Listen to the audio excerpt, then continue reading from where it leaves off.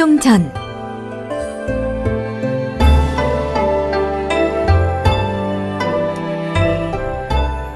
어느 날 밤, 홍판서는 이상한 꿈을 꾸었습니다. 홀로 길을 걷는데 갑자기 하늘이 어두워지더니 구름을 뚫고 커다란 청룡이 나타난 것이지요. 청룡은 불을 뿜으며 벼락같이 달려들어 곧장 홍판서의 입 안으로 들어갔습니다. 홍판서는 식은땀을 흘리며 잠에서 깨어났습니다. 아무래도 아이가 태어날 것을 알려주는 태몽 같았습니다. 용을 보았으니 귀한 아들이 태어나겠구나. 꿈풀이와 같이 홍판서는 몸종 춘섬에게서 아들을 얻었고 그 아들의 이름을 길동이라 지었습니다.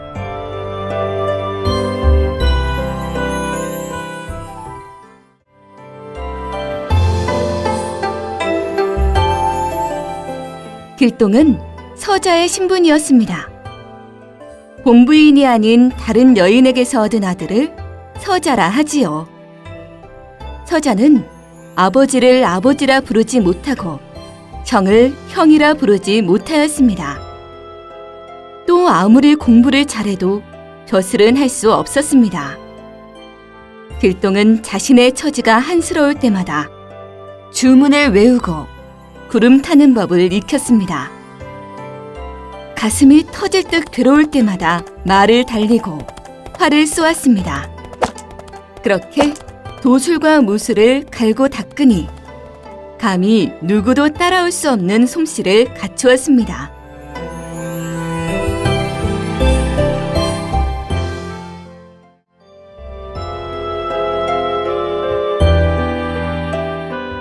그러던 어느 밤이었습니다. 길동이 다른 날처럼 마당에 나와 칼을 휘두르고 있는데 갑자기 아버지 홍판서의 목소리가 들렸습니다. 무술 연습을 하기에는 너무 늦지 않았느냐? 잠이 오지 않아서 나왔습니다. 무슨 걱정이라도 있느냐? 길동은 이때다 싶어 마음속의 생각을 털어놓았습니다. 아버지를 아버지라 부르지도 못하니 어찌 하루라도 제 마음이 편하겠습니까? 홍판서는 큰 소리로 꾸짖었습니다. 서자로 태어난 사람이 이 땅에 너 하나밖에 없더냐? 또다시 그런 소리를 했다가는 집에서 내쫓을 테니 명심하여라. 길동은 홍판서의 뒷모습을 바라보며 깊은 한숨을 쉬었습니다.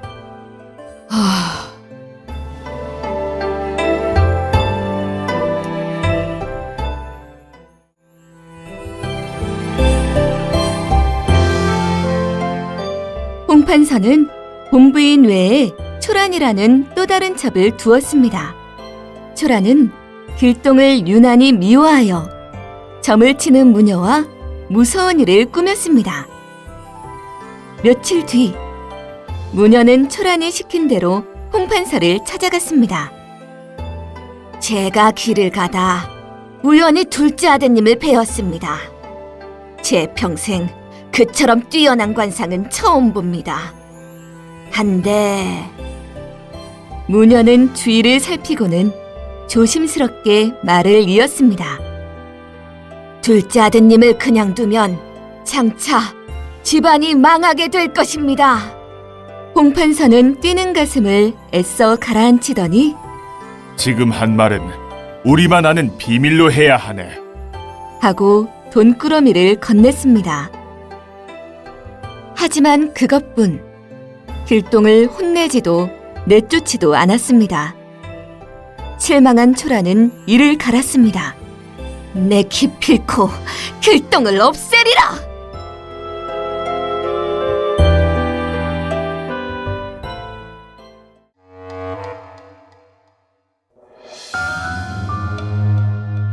여느 때와 같이 밤늦도록 주문을 익히던 길동은 이상한 기분을 느꼈습니다. 길동은 촛불을 끄고 병풍 뒤에 몸을 숨겼습니다. 얼마 있자 시커먼 복면을 쓴 사내가 방 안으로 들어왔습니다. 길동은 병풍 뒤에서 주문을 외웠습니다. 쉬 하고 싸늘한 바람이 부는가 싶더니 방이 사라지며 뾰족한 봉우리와 깊은 강이 나타났습니다. 사내의 발아픈 어느새 천길 낭떠러지로 변해 있었습니다. 그때 길동이 구름을 타고 놀란 사내 앞으로 날아왔습니다. 사내는 칼을 꺼내들며 외쳤습니다. 네가 길동이로구나. 죽어도 날 원망 마라. 나는 초란이 시킨 대로 할 뿐이다. 하나 사내는 칼을 휘두를 기회조차 없었습니다. 금세 하늘에서 비가 쏟아져 사내를 모래더미 속에 가두어 버렸지요.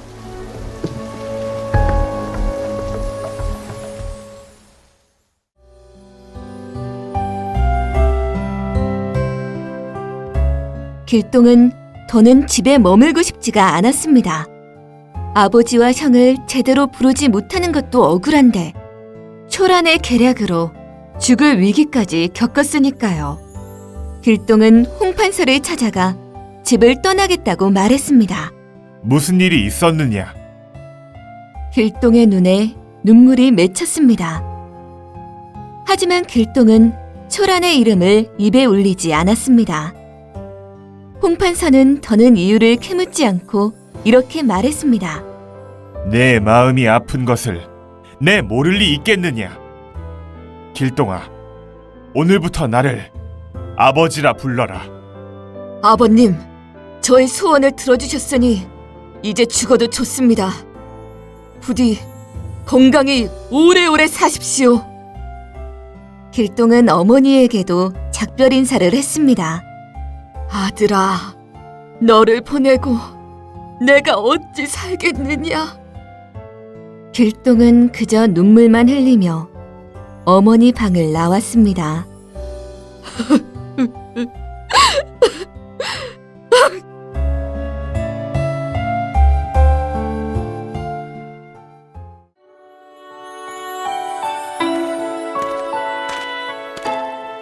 집을 나선 길동은 며칠 동안 걷고 또 걸었습니다. 어디쯤일까요? 산이 높고 물이 깊은 골짜기에 닿았습니다. 큰 바위가 마치 문처럼 막아선 골짜기였지요. 길동이 바위를 밀고 들어서니 뜻밖에도 제법 큰 마을 하나가 나타났습니다. 그곳은 도적대의 소굴이었습니다.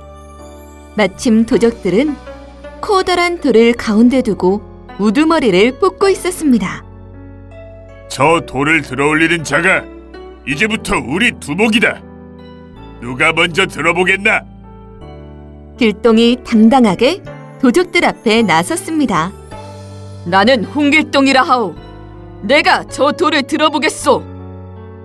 길동은 커다란 돌을 번쩍 들어 수십 걸음 걸은 뒤에 멀리 집어던졌습니다. 깜짝 놀란 도적들은 자신들의 두목이 되어달라고 아우성이었습니다. 길동은 자신의 능력을 인정해주는 이들을 만나기는 처음이었습니다. 길동은 도적들의 부탁을 흔쾌히 받아들였습니다.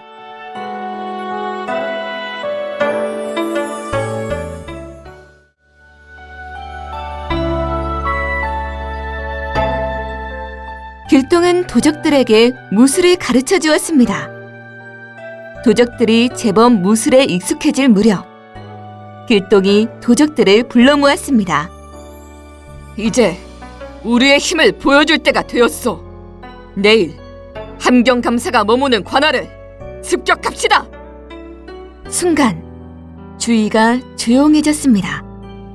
함경감사는 백성들의 재물을 빼앗는 못된 관리였지만 관할을 지키는 관군을 어찌 당해낼지 막막했기 때문입니다. 걱정 마시오. 다 생각이 있으니 나를 믿고 따라주시오. 길동이 소리치자 도적들도 힘을 얻었습니다. 함경감사 같은 놈 때문에 마지못해 도적이 되었소. 나도 그렇소. 이번 기회에 혼쭐을 내줍시다.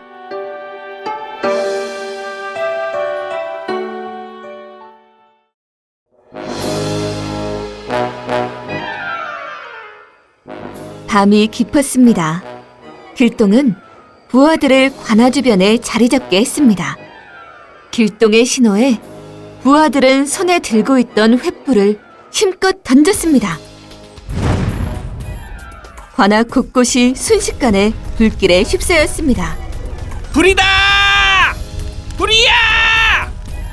관군들이 우왕좌왕 어쩔 줄 몰라하며 고함을 질렀습니다. 길동은 부하들을 이끌고 관아로 쳐들어갔습니다. 불을 끄던 관군들은 엉겁결에 달아났습니다. 길동은 곡식 창고와 무기고로 달려갔습니다. 길동이 주문을 외우자 굳게 잠긴 문이 찰컥 열렸습니다. 부하들은 곡식과 무기를 모조리 마을로 옮겼습니다.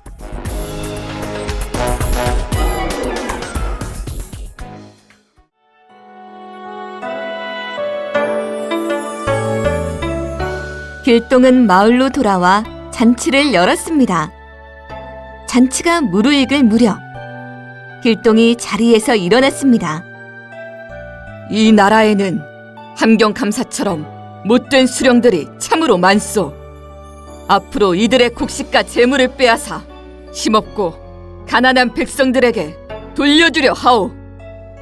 누군가가 큰 소리로 물었습니다. 그럼 이제부터 우리는 의적입니까? 길동이 고개를 끄덕이자 또 다른 누군가가 물었습니다. 그럴듯한 이름이 있어야 하지 않겠소? 길동은 웃으며 대답했습니다. 우리들의 이름은 활빈당이요. 활빈당, 가난한 이들을 돕는다는 뜻이 담긴 이름이었습니다.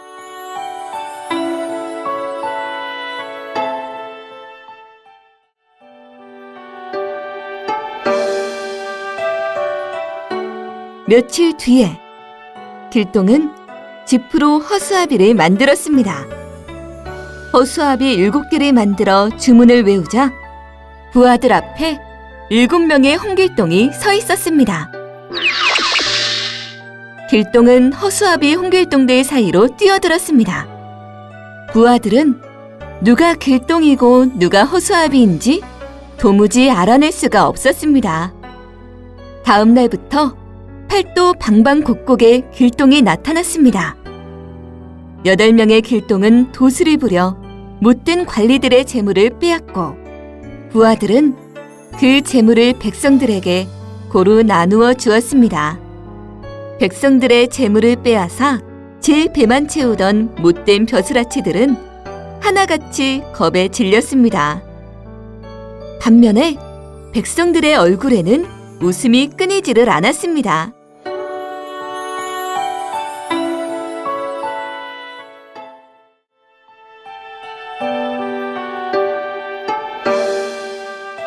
홍길동에게 당한 벼슬아치들은 임금에게 도적을 잡아달라는 글을 올렸습니다. 벼슬아치들의 글을 본 임금은 깜짝 놀랐습니다. 신기하게도 도적의 이름은 모두 홍길동이었고 나타난 날짜와 시간 또한 같았습니다. 대체 홍길동이 누구더냐? 그리하여 길동이 홍판서에 서절하는 것이 밝혀졌습니다. 임금은 당장 길동의 아버지와 형을 잡아들였습니다. 길동의 형 인형은 임금에게 간곡히 고하였습니다. 전하, 아버지는 병이 깊어 제대로 움직이지도 못하십니다. 동생은 제가 잡을 테니 아버지는 돌려보내 주시옵소서. 임금은 길동의 아버지를 돌려보내는 대신 형 인형을 경상감사로 보내 길동을 잡아오라 명했습니다.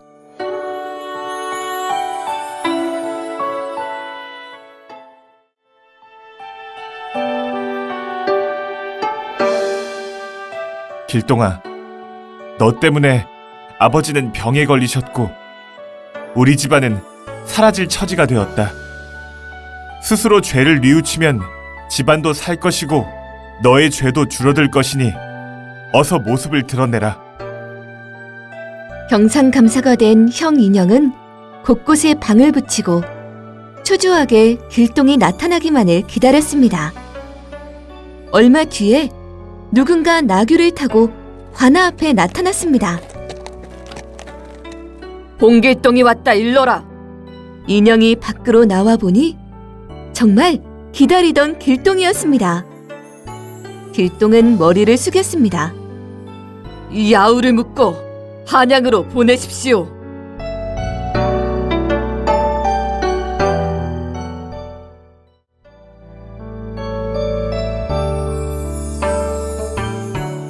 길동이 잡혔다는 소식은 길동보다 먼저 서울에 닿았습니다. 사람들은 길동을 보기 위해 길을 가득 메웠습니다. 홍길동이 온다. 이윽고 길동을 가둔 수레가 모습을 나타냈습니다. 그런데 사람들의 입이 쩍 벌어졌습니다. 수레가 모두 8대였고 8대의 수레마다 오랏줄에 묶인 길동이 타고 있었습니다. 임금은 놀란 가슴을 누르며 소리쳤습니다. 나라의 재물을 훔치는 것이 얼마나 큰 죄인지 모르느냐? 8명의 길동이 한 목소리로 답했습니다. 본디 백성들의 것이니 백성들에게 돌려주었을 뿐입니다. 그러니 저를 잡으라는 명을 거두어 주소서. 순간 8명의 길동이 동시에 넘어졌고 그 자리에는 허수아비만 남아 있었습니다.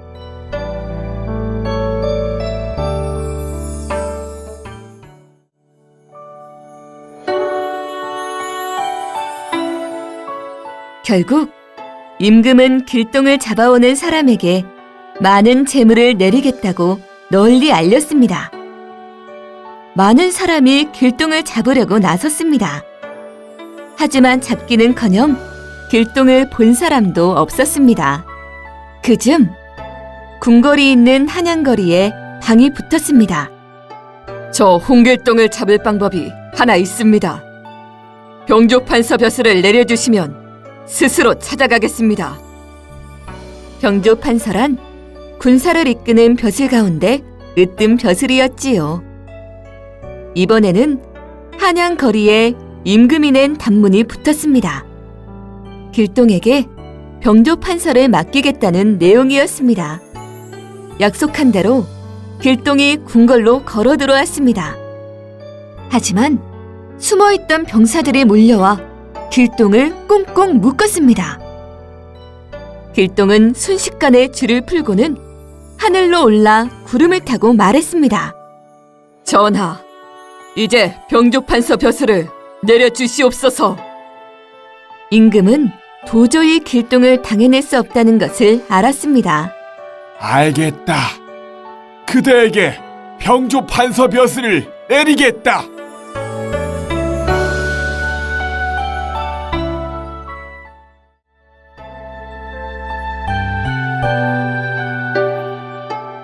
길동은 구름 위에서 뛰어내려 임금에게 예를 갖추었습니다. 벼슬을 내려주셨으니 이제 평생의 한을 풀었습니다.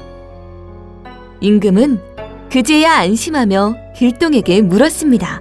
그래. 앞으로는 어떻게 할 것이냐? 뜻을 다 이루었으니 이 나라를 떠날까 하옵니다.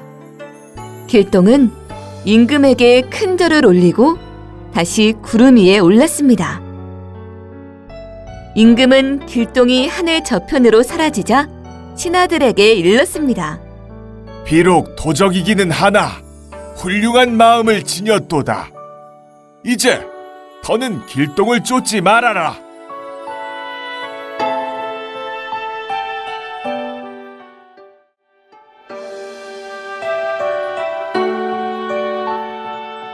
길동은 부하들을 이끌고 바다로 나아갔습니다. 사람들 발길이 닿지 않는 섬을 찾은 것이지요. 이 섬에서 살기 좋은 나라를 세울 것이요. 길동은 나라 이름을 율도국이라 지었습니다. 길동이 왕으로 있었던 30년 동안 율도국에는 노랫소리가 끊이지 않았습니다. 길동은 72살에 세상을 떠났습니다. 율도국 백성들은 길동을 눈물로 떠나보내며 두고두고 길동의 은혜를 빌었답니다.